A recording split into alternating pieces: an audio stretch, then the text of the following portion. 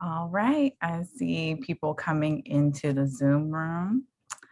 Hello, everyone. My name is Morgan, and I'm an event manager with Politics and Prose, and I would like to welcome you all to PNP Live. Soon, I will drop a link in the chat for where you can order your copy of Patriarchy Blues, of Reflections on Manhood, straight from PNP's website. You can ask a question to our speakers this evening by clicking on the Q&A button at the bottom of your screen. And we'll try to get to as many of those questions as we can towards the end of the program, but we apologize in advance if we don't have time to address your question. Also, there are auto captions for this event by hitting the live caption button at the bottom of your screen. Let me introduce our afternoon guests. Frederick Joseph is the New York Times bestselling author of The Black Friend, an award-winning marketing professional and media representation advocate recently selected for the Forbes Under 30 list. He's also the winner of the 2018 Comic-Con Humanitarian of the Year Award and a member of the 2018 Root 100 list of most influential African Americans. He was the solo creator of the largest GoFundMe campaign in history, the hashtag Black Panther Challenge, which ultimately generated over $43 million in earned advertising and media for Disney and raised over $950,000 and allowed more than 75,000 children worldwide to see Black Panther for free. He is also the creator of the largest individual COVID-19 support effort, the hashtag Rent Relief campaign, which has raised over $2 million. In addition, Fred was a national surrogate for the Elizabeth Warren and Bernie Sanders presidential campaigns. Joseph consistently writes about marketing, culture, and politics for the Huffington Post, USA Today, NowThisNews, The Independent, amongst others, and is currently contributing a contributor at AdWeek. Joseph will be in conversation with Danté Stewart, a theologian, essayist, cultural critic, and author of Shouting in the Fire, an American epistle. Named by Religion News Service as one of the 10 up-and-coming faith influencers, his work has been featured on CNN, the New York Times, the Washington Post, ESPN's The Undefeated, Sojourners Religion News Service, and more. He received his BA in sociology from Clemson University. He is currently studying at the Chandler School of Theology at Emory University in Atlanta, Georgia, and the TAB digital pastor at Tabernacle Baptist Church in Augusta, Georgia. Please give our authors a virtual round of applause.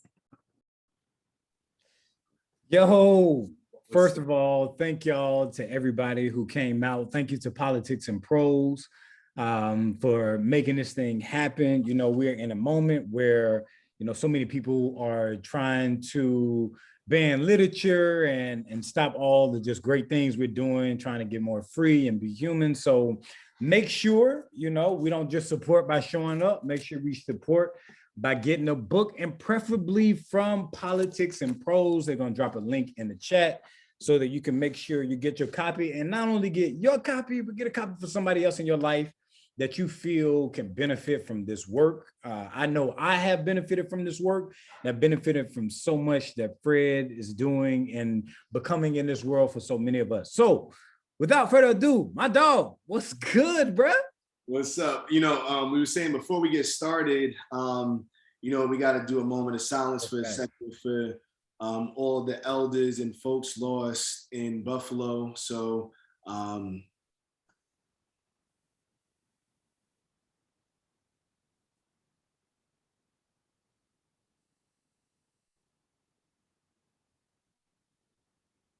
All right. Thank you for that. I'm first and foremost, I'm just excited to be in conversation with you now. I don't know if everybody knows this, but this is my brother here. So this conversation is just really an extension of our weekly conversation. So I'm really excited for this one. Yeah, facts. And one of the things going through Patriarchy Blues and really finishing it for the second time. Today I finished it the second time. One of the things that just stuck out to me, bro, is just, honesty and vulnerability, bro.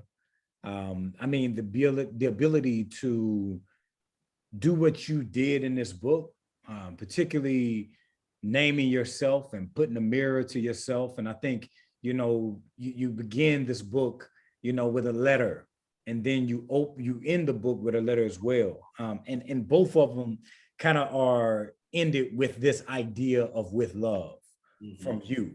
And I guess we can begin there, especially as we're starting, with a moment of silence to remember those who were taken from us. I wonder,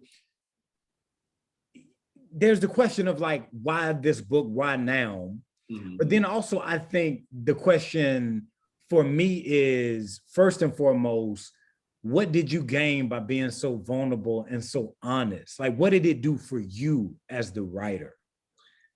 Well, I think first and foremost, what I gained is perspective on myself. I think a lot of people don't realize the process of writing a book and the process of reading a book are completely different. I don't mean like somebody else's book. The process of reading my own book, right? Like almost looking in the mirror after I put the words on the page was something completely different for me, right? Like to see my own pain, and like you said, to name my own pain was healing work, right? And that healing work, I have to believe that the reason like why now, to be quite frank, I wanted to write this book a year before I even got to write the book, right? Because I think the moment has always called for this book, as in the same way that the moment has always called for your book, right? It's a matter of, we don't choose the right time chooses us, and I got the access and ability to write it thanks to Harper Perennial, but just being really transparent,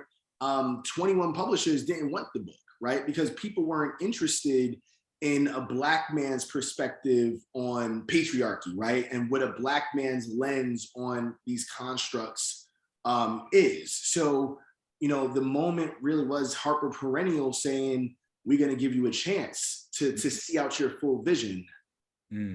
That's real. That's real. And I think there's something beautiful about that though, bro. Like, there's something beautiful about the art of the book, the craft of the book. So like the joint is like broken into sections. It's broken into like, I want to talk about craft, but then first I want to talk about like the sections, the way the book is broken up, which is almost like, I personally thought about the book as like a conversation between the selves, like broken up as like, these voices talking to one another. So I'm a fan of like sci-fi, and we was talking about everything, everywhere, all at once recently, and thinking about like this conversation between the selves.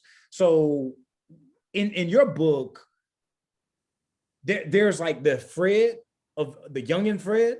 Then there's the Fred that's like older.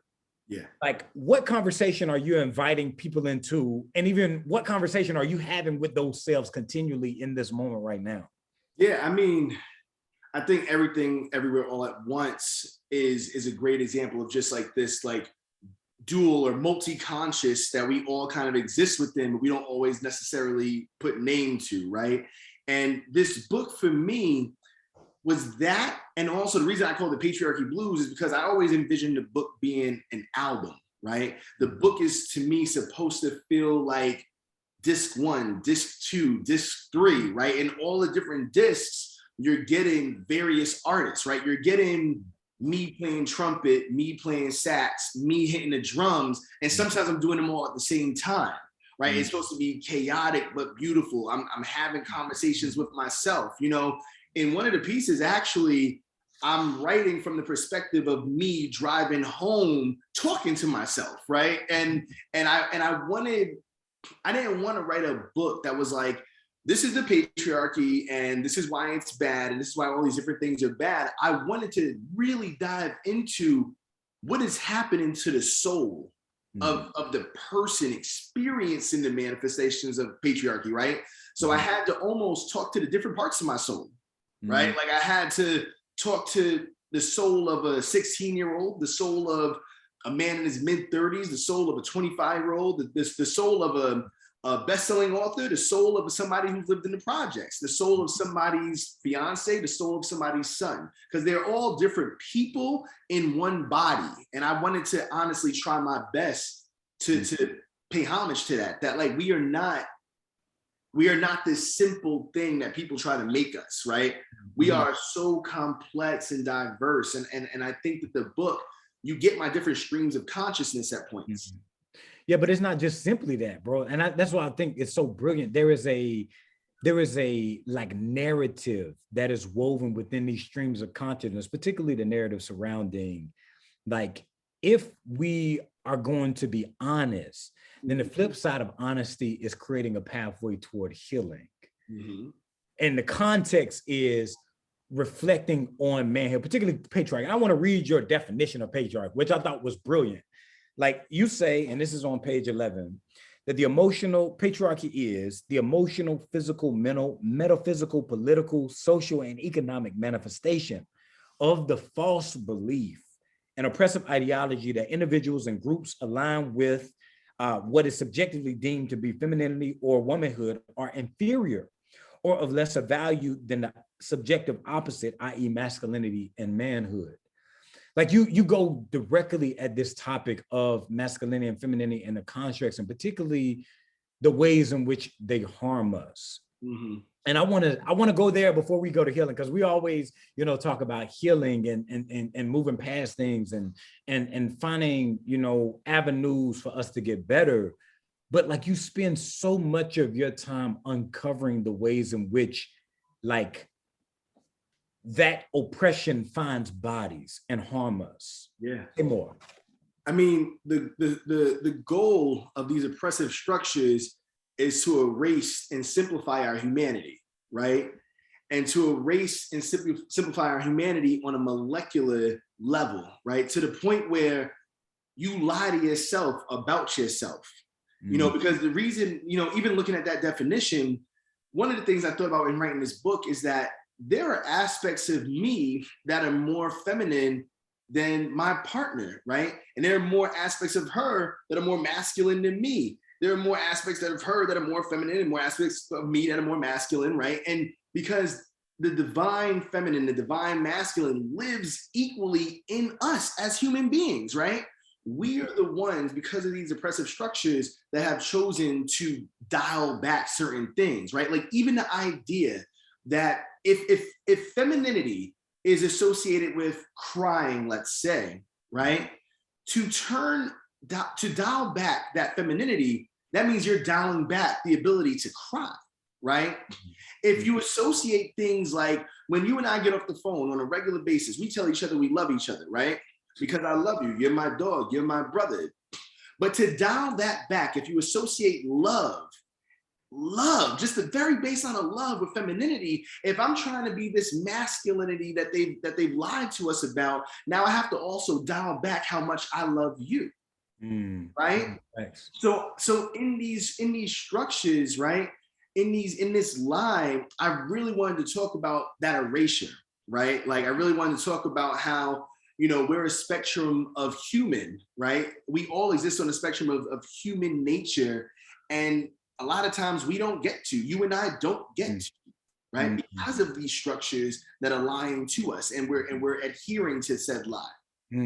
Yeah, and I think that's so much of like the way you talk about your upbringing and the ways in which you were raised and what we learn from the ways in which we are raised. And I think, you use this metaphor, and I use this as well, and I think it's beneficial, of like running, this metaphor of like escape or like evasion, and how so many young Black boys feel like we have to prove ourselves in order to be loved, in order to be worthy, in order to be seen as man. And you talk about, Dad, you talk about so many like relationships between like family members.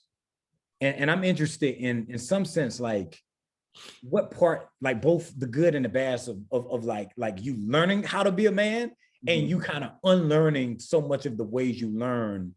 Like, I think family plays a powerful portion in that learning and unlearning work.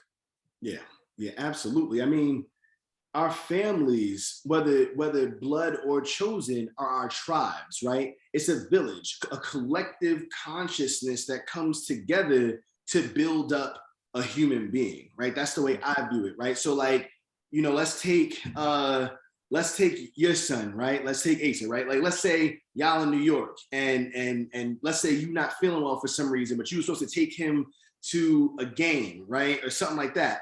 My first thing I'm gonna do is, well, I don't want him to miss out on an experience. So do you want me to take him to the game? Because this is how villages are supposed to work, right? But what has happened because of these structures is that they've burned the village down, right? So we all feel like we are in our huts, which are on fire, but we're in our huts by ourselves with our closest proximity of people, right? Whether that be your partner, your kids, this and that third. And we've gotten away from that larger idea of the village, right? And I think what I write about in the book is exactly that, like the hut even being on fire, right? The hut that included my uncles, the hut that included my mother, the hut that included my father and my grandmother and all these different people, the people who are supposed to be with others, bringing me into my humanity, right?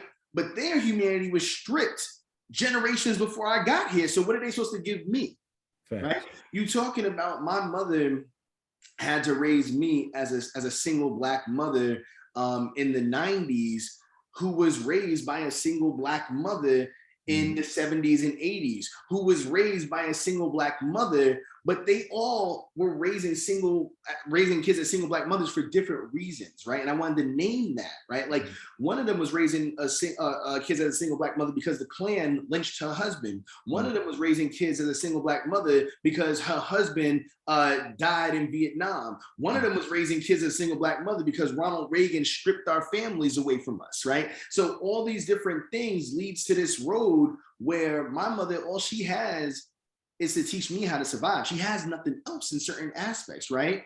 Like she's like, okay, like I talk about this in If These Hands Could Talk, right? Where I talk about violence. Yeah. My mother is the one who taught me how to fight, right? My mother's the one who taught me how to put my dukes up, what my box was, and how to knock somebody out when necessary. Not because she wanted me to be a foot soldier of violence, but because she wanted me to have a chance to survive in a violent world, right? So if we're gonna talk about violence, violence manifests itself differently in different communities. And I think people need to understand that. And I talk about that in the book. We're gonna talk about violence, we also have to talk about what led to the violence in our community, right? If we're gonna talk about violence in the white community, for instance, Buffalo, we gotta talk about separately what leads them to their violence, what leads us to our violence, because they're not the same, right? And that's why the conversations are so important. If we're going to talk about the fact that I'm still learning how to say I love you to my brother, it's because I never got my uncle saying I love you to me, right? And it's because of that. I never had my uncles tell me that they loved me, and that's because they never had fathers around to tell them they loved them, right? It's not just a cycle, it's a journey. It's a journey that leads to a bottomless pit. And I'm hoping that the book unpacking that, looking at the family, looking at the village, looking at the dynamics of the hut that's on fire, helps people think more about that. That's good. That's good. And you also use the metaphor of the shore. Yeah, well, that's the point. Yeah. Okay, tell us more. Tell us more about the water and about the shore and about swimming and about drowning and finding your way to like learn how to swim. I want to so I swim, and albeit I don't swim well. When I was learning how to swim, my swim instructor told me that you have to learn how to do a few things. First, you got to get over the fear and get in the water. Then you got to relax. Then you got to push, lean your head down, push, and then you have to pull. And I think what's so beautiful about like your book is the ability to invite so many of us, like you speak to so many different people like in this book. So I wrote down that like no one is safe in this book, but no one is left uncared for. So like you're walking us to the water and telling us, okay, these are waters that has been hard to talk about. It's easy in our society in some ways to talk about race. It's much harder to talk about the ways in which patriarchy like harms us and destroys us and erases us. I mean, like even as you're writing these letters to these people who oftentimes in public people don't see, or oftentimes their stories are diminished. So like your book is so much of like inviting us into almost like Toni Morrison. She says, I write to you in like care because I've already been there. Mm-hmm. You're inviting us to jump in the water, to relax, to push, and to pull. So say more about this shore, the water in your text. Yeah, so I love that you said, this book, I think this book, it implicates everybody, but it loves everybody as well, right? Like, and that's what I wanted, because a lot of people have tried to put the books in a box because I'm a Black man, so they tried to say, oh, the book is for Black men. The book is not for Black men. The book is for humans. The book is for us as a society. It's just written by a Black man, and I think that, oh man, the reason I use water, I go back to this scene in Moonlight, right? Mm-hmm. The scene where Little is being held up in the water by Juan, right? His father figure, this man who has been brought into his life to let him know, I'm not gonna let you drown. So I saw Moonlight 12 times in the theaters. It's to this day, Moonlight is the most revealing and piercing film I've ever watched for me, right? Like, I don't really care about people's different opinions of films, etc. For me, Frederick Joseph, that film pierced my soul because the imagery of Black men loving each other in that film in nuanced ways was something I had never seen before. And then just like, just it was a beautiful film in general. So watching them in that water, I wanted to do this thing in the book where I don't just lead you to the shore. I'm gonna get in the water with you. And that's me trying to be vulnerable. I'm gonna get in there. I'm gonna say what I was wrong. I'm gonna say what I haven't done. I'm gonna say my growth areas that I need to tackle still. Mm-hmm. But while we in the water, I've learned how to stand. I've even learned how to float. I might have not learned how to swim yet, but I'm gonna hold you up while you learn too. And when I fall, I'm hoping that you come and hold me up as well. And that's why I wanted to use the imagery of water throughout the book, because like you said, you're not a great swimmer yet, neither am I, both literally and metaphorically, right? But we're gonna get there. We're gonna get there. Like, in my opinion, there's so many instances in just the time I've known you, even like you're like in my mind in this book as well. You know what I'm saying? Like, bro, like, you're Juan for me sometimes, right? And sometimes I'm gonna be Juan for you. When you feeling like it's too heavy, when you feel like that weight is too much to bear, I'm right under you. You're not gonna fall, bro. You're not gonna fall. And that's what I want people to feel when they finish this book, that we can do this collectively together. We're not gonna drown. Facts. And for those in the audience, if y'all got questions, please put the questions in the chat. Make sure you ask your questions. We're gonna get to them toward the end. So let's shift to like Black men.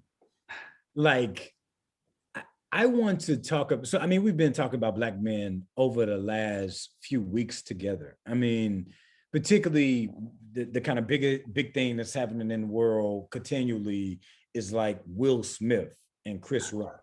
Yeah. And just like this public visibility, or even George Floyd and like Black men. So there's so many like things that are happening about Black men that, I think your book holds the key to open, like, to be able to talk better about Black men in ways where you're addressing like the hoteps in this book. And I thought it was brilliant, where you're addressing like the hotep issue of like, yo, we're Black men, but then like, you don't dismantle like your patriarchy in the ways that like, in ways that doesn't do, in ways that like talks about the harm that we do to Black women. But then you're also talking about the ways in which the country, so woven within white supremacy and patriarchy, harms us as well. So I want to talk about Black men, bro. For this book to be handed to me as a Black man, I said this in my love to the book, that like, I feel like this joint, like, was a pathway to freedom. But I want to ask you, what did it cost you to get there? Ooh, it's a hell of a question. Okay, we're gonna go there. We're going. It's a hell of what did it cost you? And you can take that anywhere, and I'm gonna bounce off that. But like, what did it cost you? It's funny. I'm a big Marvel nerd, and there's a quote in Avengers Infinity War, where this young character asks Thanos, so where the course, and he says everything, right? And I think that's my answer, everything. I think that this book is the most frightening experience of my entire life, because the things that I have to name in this book are not just about things that I've done wrong and ways I could be better and ways I'm even better now. It's about who I'm supposed to be becoming, right? And if I'm supposed to be becoming more, if I'm supposed to still be growing, if I'm saying, hey, here is something that I am adhering to, then I got to actually adhere to it.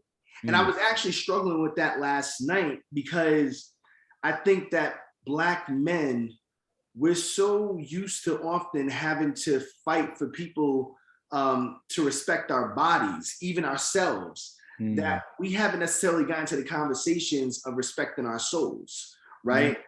And what happens when you take that moment, right? And you think about your soul, right? When you start thinking about your soul and the potential way that your soul is rotting, that's on you, because white supremacy can't take that from you. These systems can't take that from you. If your soul is rotting, that is something that only you can fix, right? So this is what it took that from me. It took from me a lot of chances to be people I probably don't want to be, right? It took from me the chance to continue to lie about a soul that was potentially corrosive in certain ways. So now, since the moment I finished the book, I'm on a healing journey for my soul. I'm trying to save my soul. And you did that, bro. I mean, I need to acknowledge, that healing is oftentimes like a muscle. So there's an image in my office. It's an image of a Black boy who has his head forward, flowers is on his face, he has a bushy afro, and his eyes are closed. And sometimes I come and I sit in my office and I ask myself what it took him to get there. And I see in your book that at every moment, at every section of your book, there is this invitation to see yourself for who you are, but also like your teacher, and we're going to get to your teacher, to see yourself for all that you can become. But there's a lot of work to get there. And I think one of the things you wrestle well with is the inclusion both of Black women and Black trans persons, in how you unlearn yourself as a Black man, but also relearn yourself. So I'm wondering, as Black men, like, what, like there's always like the performance, like, yo, what do you gain when you like stand in solidarity with other people? But I legit wonder, like on the one hand, why is it so hard for so many Black men to listen to other voices, even as you put this in? Like, if I'm going to stand up for Black men in public and the ways in which white supremacy harm my body, then I need to also stand in public for the ways in which I, as a Black man, harm other people and have privilege. So you include these voices within your book and within your own life. And I want to know, like, why is it hard for so many Black men to do that? But then also, what type of freedom we gain when we get to the point where we realize that for other people to lead and win doesn't mean that we have to lose. Yeah, I think, first of all, one of the reasons why it's so difficult is because we're paralleling what has been done to us, right? I said this the other day. I was talking to Robert Jones Jr., for y'all don't know, author of The Prophets, one of the best books ever written, quite frankly. I'm bar none. And we were talking about this, and I said, within a white supremacist society, because that's what we're in, right? We're in a white supremacist society. Like the very foundations of this house that we live in was built by white supremacy. And we have 400 plus years in this nation of being influenced by it. So a lot of people are mirroring white experiences and white power, right? A lot of Black men are mirroring the things that white men do, right? White men steeped in colonialism, steeped in hatred, so on and so forth. I also say that a lot of white women, right? That's the issue of white feminism as opposed to intersectional feminism, are also mirroring this, or grappling for power, right? They're mirroring this fight for power as opposed to a fight for real freedom, right? So I think that that's the issue with Black men. Black men are not understanding, like, and I say this in the book, if any Black person is in shackles, you in shackles, right? Like there can't be a Black person on this earth in shackles and you think that the shackles are not clinging right behind you to come get you too. You were not free, right? So I think that when we stand in solidarity with other people, as Black men, standing in solidarity with Black trans people, standing in solidarity with Black disabled people, standing in solidarity with Black women, so on and so forth. Standing in solidarity based on class, also class solidarity, right, within the Black community, what you get is an actual potential for real freedom, right? That, like, and it liberates your soul, right? I cannot tell Black men how liberating it is to be amongst all different types of Black people and know that you are safe and they are safe because y'all are together. It's the most liberating thing that there is, right? Like the other night after one of my book talks, we were at a bar in the Upper East Side, and one of my friends, she's a Black trans woman, she said, I feel safe here. And I said, this is what it looks like. Right. This is what it looks like. You being able to be in love, in space, in community, without hostility, without hatred, without mirroring what has been done to us. That's freedom. That's what you gain. That's good. That's good. And that reminds me of that's those two chapters that follow behind one another. You know, Black women are not your moles. And I want you to talk more about why you followed those two up together. Like you say, okay, Black women are not your moves, but then you really like focus in on Toyin. Yeah. Talk more about those two together. Yeah, so writing that letter to Toyin was one of the most difficult things I've ever written in my life because, man,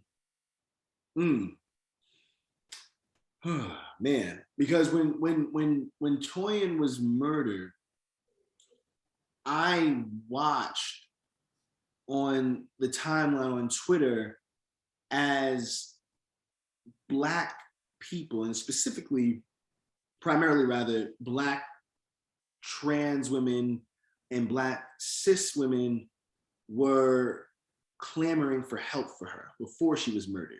And there was nowhere to go, as there often is nowhere to go for Black women, right? And I watched it happen, so much so that, like, I'm retweeting stuff, I'm sharing stuff like, can we get this person some help? And ultimately, she was murdered by a Black man, right?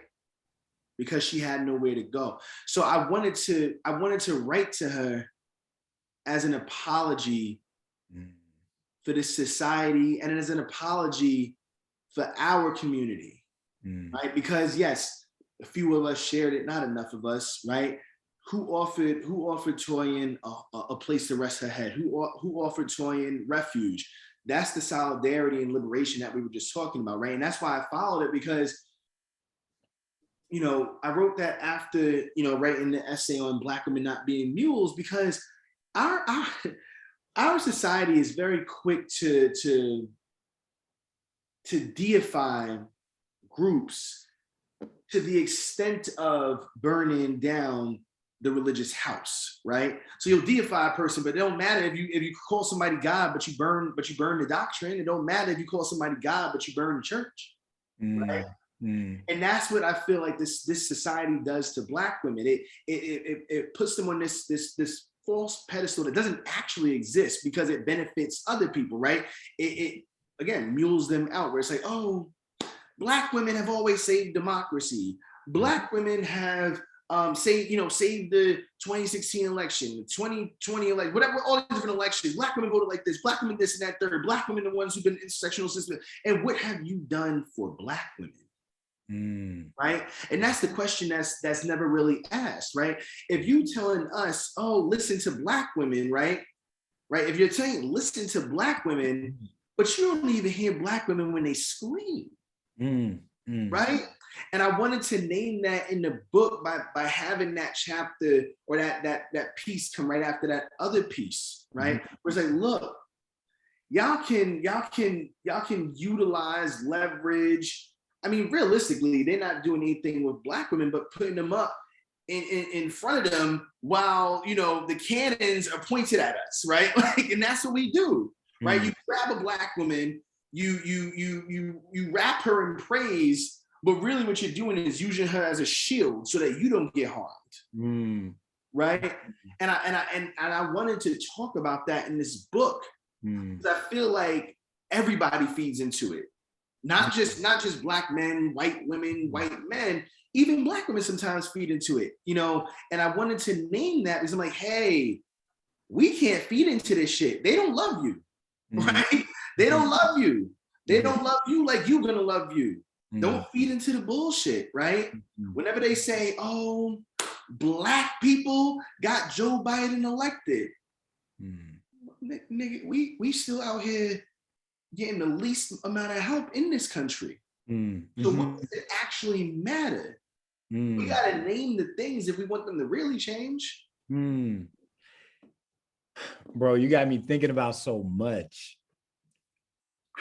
How much did what your mother instilled in you shape the way you fight for Black women and Black trans folk?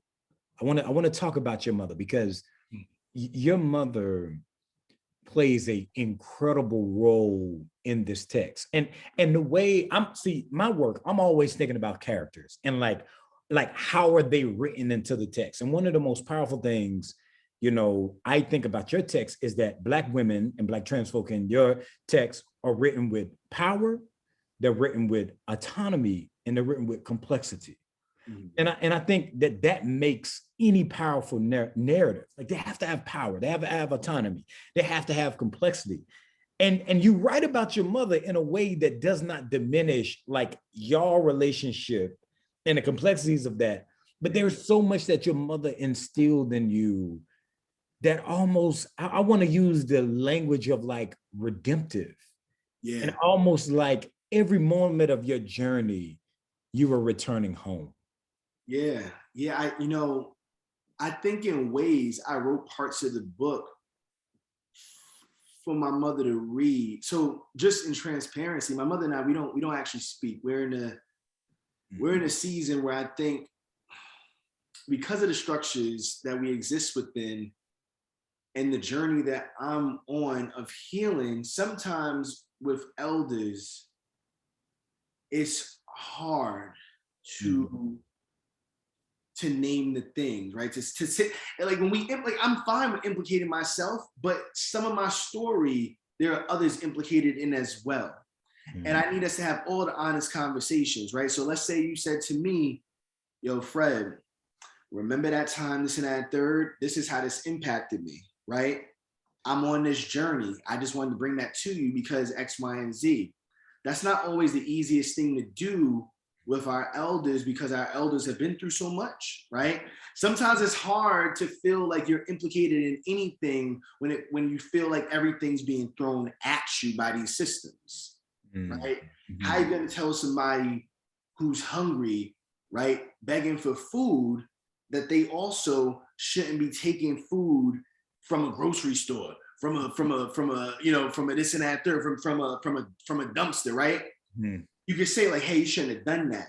Yeah, but I'm hungry. So that's the complexity, I think, of me, and not just my mom, but me and all the elders of my family as I'm on a journey of something different in my life. Right? But my mother, though, is the best parts of me. And my mother is also some of the worst parts of me. Wow. And that's the complexity. That's one of the reasons why I say all the time, I thank God for the intersectional feminists that came before us, you know, the Bell Hookses and the Alice Walkers and the Audre Lordes, you know, and all these brilliant people, because it doesn't diminish my mother's work. that she exists in various ways within inside me. Right? Like, you know, she is a brilliant Black woman who struggled for me. She is a brilliant Black woman who survived for me. And she's also a brilliant Black woman who I'm trying to unlearn certain things from. Real. Right? She taught me and got me here. And some of the things I gotta leave behind. And I think in this text, I talk to that, right? But I also hold my father accountable who wasn't around, right? Because this weight shouldn't have been on my mother. Facts. And that's part of it too, right? You put so much weight on my mother's shoulders that she didn't get to be the totality of the mother I'm sure she wanted to be at certain times, right? It's unfair. So again, when I say everybody's implicated, I truly do mean it. Everybody's implicated. And I hope that within this book, I'm doing justice by the job that she did, because it was beautiful and it was hard. That's real. And I think the flip side of that, bro, is that every person in your text is a part of you, but you also were able to like become your own self. And I think that's something about courage. Like I really want to talk about like Black boys and courage. Like I think on the one hand, like people force Black boys into courage in a sense of like, we have to show up in the world. So Black children in general, Black boys and Black girls, especially as I'm thinking about like, as we're youngins in like high school and middle school, like we're forced to have to be courageous with one another, but also in this kind of racist environment. Yeah. And like, I don't think anybody should be forced in the courage, but it actually does turn us into things that are actually beautiful. Yeah. So like, I think about like your teacher Impossibility, like what he saw in you, but then like there were others who projected things onto you. Yeah. So I want to talk about in the midst of like people projecting terrible things onto you, but also the possibilities of finding beautiful things in you, how you found the courage to be yourself and find yourself in the midst of all those competing voices. I would say, you know, I think that speaks right back to the person you brought up, my mother and my grandmother. I think that I found the courage, quite frankly, in them. And that's some of the beautiful parts in which, you know, they succeeded, right? Like, I think that the job of making a Black child believe in themselves in this society is not a harder job. Every single thing in this society, from the moment you wake up to the moment you go to sleep, tells Black people what you are not, right? It tells you what you can't become. That you're a thug, that you a nigga, that you not shit, right? That you're not gonna raise your kids. It tells Black men you ain't gonna raise your kids. It tells Black women, oh, you fast for your age. Oh, you were this, you a slut, you a bitch, you were all these different things, right? So it's not lost on me the work that my grandmother and my mother put in to kind of take the little pieces of society that were giving me like something I could pull from and seeing parts of me and letting me dive into them, right? Like letting me dive into them, you know, whether it was musicals, instruments, playing with toys, playing ball, whatever it was, right? They were very much, go get it, go get it, go get it. You know, I do think that the only aspects in which I tackle in this book that were difficult is when the things challenged their identity, their ideas of masculinity. Right? More. I think that those are the only moments, like, you know, where it was like, oh, well, you can play the trumpet, but should you be dancing?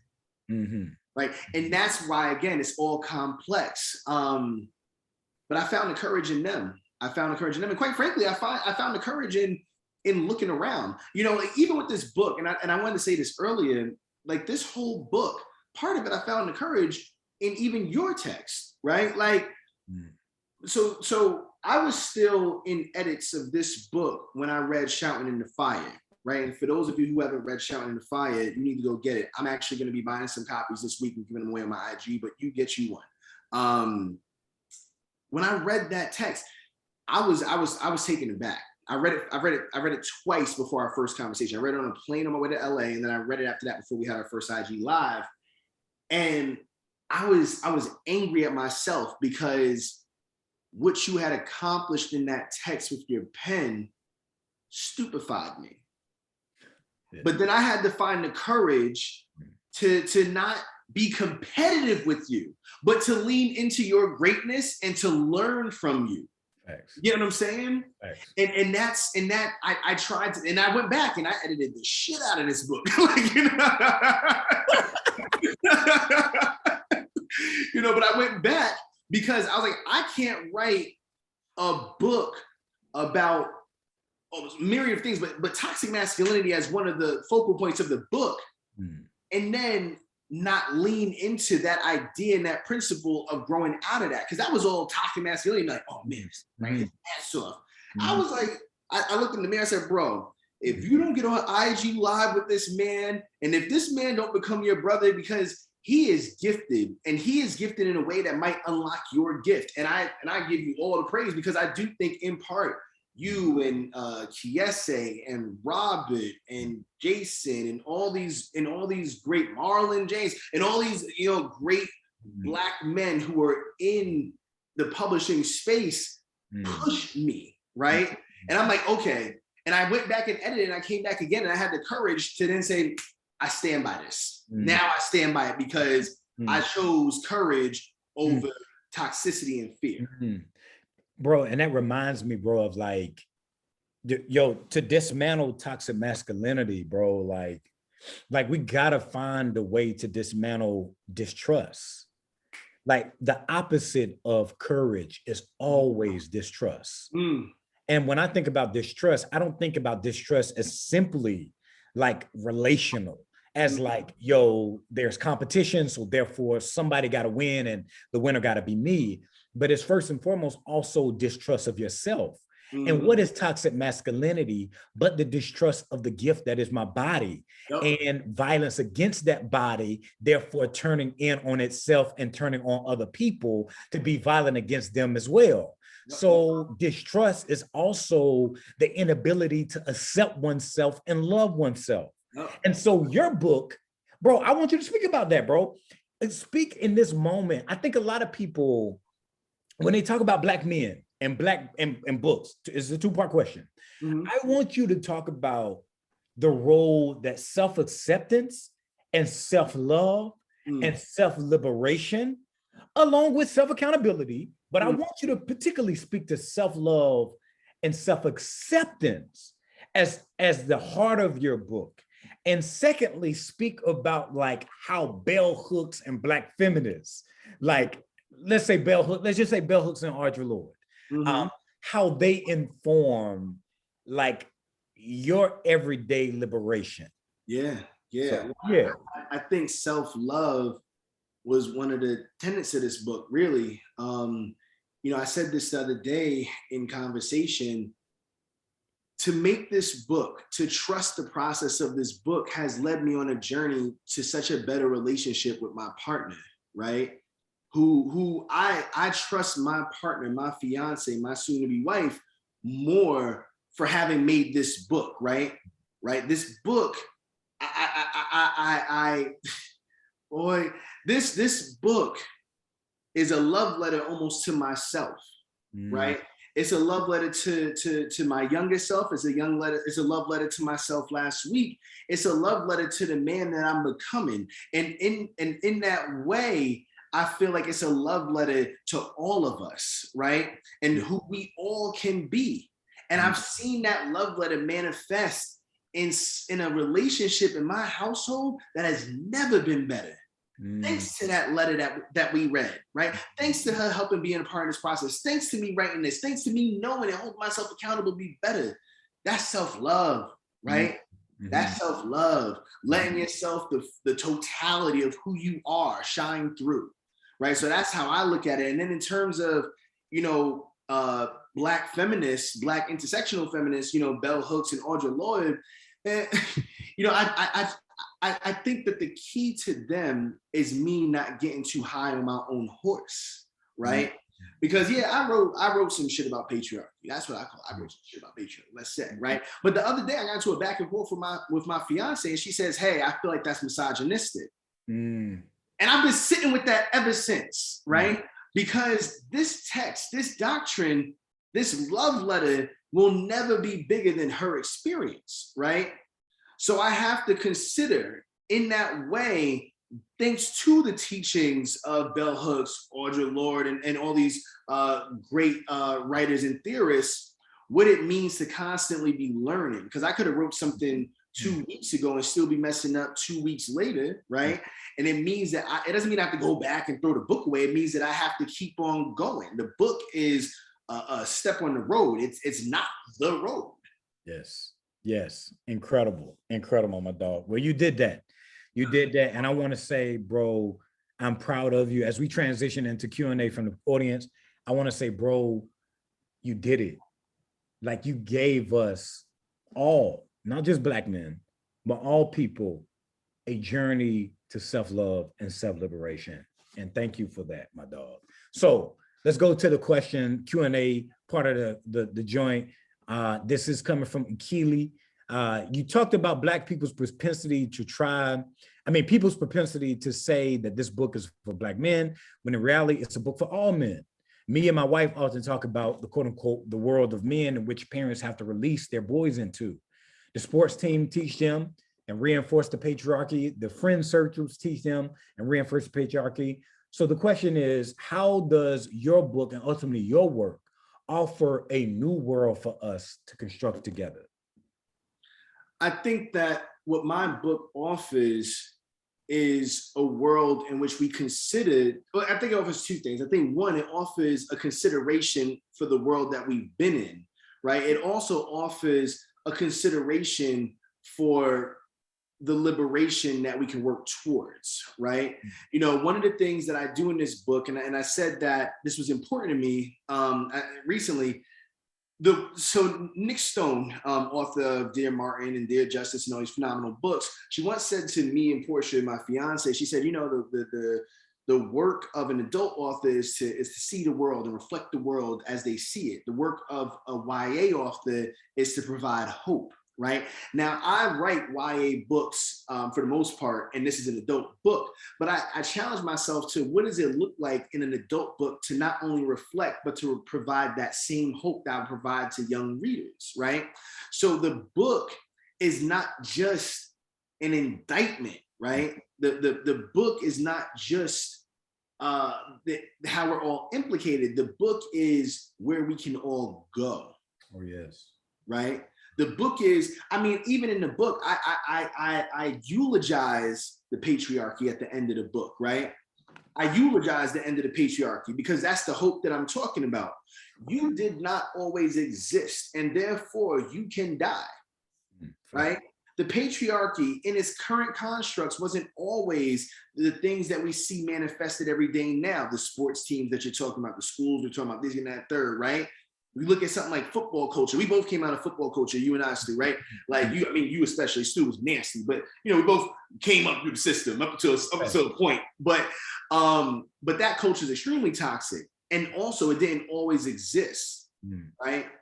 The thing about oppressive systems is they lie to you and make you think that they don't have to have an expiration date, right? So I think that that's what the book offers, is an expiration date for our oppression and a beginning date for our liberation.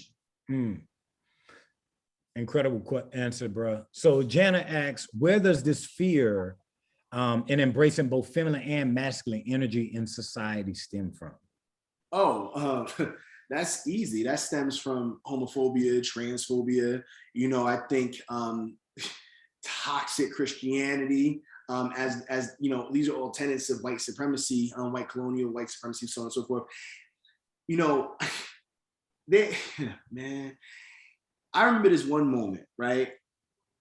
I was, and it was a moment that actually I saw again in Moonlight for the first time. It was this, in Moonlight, there's a boy, the main boy, Little, he's dancing in the mirror in like a dance class. He's doing like the twist or something like that. And there's so many ways I took that, but it reminded me of this moment for myself. I used to be in musicals when I was young. And I remember watching Cats as a kid. So I put on, when I got home one night, I put on like these, like, I don't know if you call them leotards or whatnot. And so I put on these little pants, like how the dancers wore in Cats and whatnot. And I was dancing around my grandmother's house. And my uncle came in and he said, "You can't wear that." He was irate. He was irate, right? He was absolutely irate. "You can't wear that. You can't do this, this, and third." And he went and got a basketball, made me take it off, and took me outside and made me play basketball, right? I also found out years later that he had been molested by one of the men in our family. So in his inability to heal and name the thing that had happened to him, he became a homophobe instead, right? Because that's where his anger led him to. And his homophobia stole dancing from me, right? And that's where it all lies. And it lies, I think, that fear of embracing the divine masculine, the divine feminine in one body. It lies in the fear of being our total selves because we've been oppressed so long and hurt so long. That's right. And we didn't even get to the chapter on religion in your book. I am deeply surprised. Bro. So we got 4 minutes, bro. Tell me what part. I'll ask this: like, what part does religion, play in the patriarchy and protecting it and giving it power, especially in our country? And we gotta do an IG live about this much longer. I think it depends upon the religion that you're talking about in this country, first and foremost. So I'm going to name Christianity very specifically, and white evangelical Christianity, more specifically, as the most prevalent form of it in terms of white supremacy. But Christianity as a whole, because the book, I don't even want to say the book is being misread. The book's not being read. Right? Like, and that's a real thing. So I studied theology for a long time. And one of the things I learned, and one of the reasons I walked away from the church, I didn't walk away from being spiritual. I didn't walk away from my God. I walked away from some God that somebody else invented, right? Because what they've done is, especially not just in this nation, around the world, is they've falsified what it all means, right? To uphold agendas. So really, it's not about religion. It's about white supremacy and how white supremacy has been how white supremacy has leveraged Christianity, right? How white supremacy has leveraged the Bible, right? That starts as early as the plantation, So in terms of more specifically, you look right now at bodily autonomy in this country, right? Where in the Bible did you get this? Where did you get this, right? Where did you get these ideas? Because that's what you're claiming is the reason why you are stripping people of their rights, right? In the same way, where in the Bible did you get your transphobia? Where in the Bible did you get your homophobia, right? You didn't get it from there, right? Right? Because the same people who will be draped in the devil, locking arm in arm with the devil, has the nerve to point at somebody else and call them Satan. And I tried to talk about some of that in that chapter of why I walked away, right? Because if the oldest religion is love, and I say that in the book, the oldest religion is love. So if love is not the center of your religion is a false religion, in my personal opinion. Facts. That's 100. Yo, as we close it out, and we're gonna bring Morgan back on.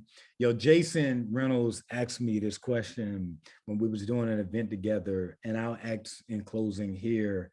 You thank all these people in your text in various ways, whether it be through letter, whether it be writing on them.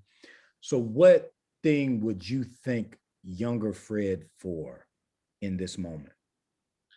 I would thank young Fred for having the courage to keep going, right? Keep going in the work. Because I think of young Fred as even like, I'm a different person than I was before the pandemic. That's young Fred too. Young Fred existed in he existed in 2008, 1999, 2020. I just applaud him for having the courage to keep doing the work. You know, young Fred is the beginning of this conversation. I'm different after this conversation, right? So I applaud him for the ways in which I'm considering some of the things that you said. And next Fred is going to take them, and I'm going to look back at young Fred and applaud him for keep on doing the work. So I'm always thankful that I could find myself to keep going, you know what I mean, and doing the work. Thank you, fam. Morgan, back to you. Thank you. On the behalf of Politics and Prose, I want to thank Frederick for doing this event with us, and also, you know, switching platforms so quickly. I'm so glad we still got to do this event. Danté, thank you for being an amazing moderator as well. And thank you to the PNP audience for joining us this Sunday evening. Please purchase your copy of Patriarchy Blues from Politics and Prose. The link is in the chat. And I hope that everyone enjoys the rest of their Sunday. Thank you, everybody. All right. Bye.